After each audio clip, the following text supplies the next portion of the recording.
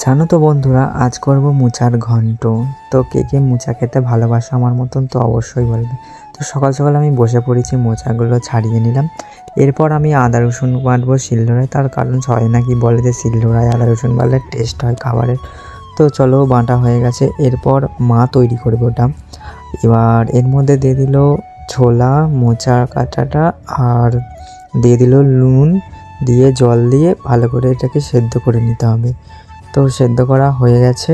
এরপর কড়াই দিয়ে দেওয়া হবে সর্ষের তেল দিয়ে আলুগুলোকে ভালো করে ভেজে নিতে হবে লাল লাল করে, কেন এটা কায়দা করে হবে একটু বেশ ভালো করে। এরপর আবার ওই তেলেই আবার কাঁচা লঙ্কা 4টে আর পেঁয়াজ দিয়ে দিল। দেওয়ার পর এটাকে ভালো করে ভেজে নিল। ভেজে নেওয়ার পর আদা রসুন বাটাটা দিয়ে দিল। দেওয়ার পর সব মাল মশলা সব দিয়ে দিল, আর যা যা দেয় আর কি। তারপর আবার ওটাকে জল ঝাড়া হয়ে গেছে, ওটাকে আবার দিয়ে জল দিয়ে ভালো করে ফুটিয়ে নিল। এরপর এটা একটু হয়ে এলেই নামিয়ে নেবে, আর একটু মশলা দিয়ে মিট মশলা দিয়ে হয়ে গেল। ব্যাস, চলো এবার খাই।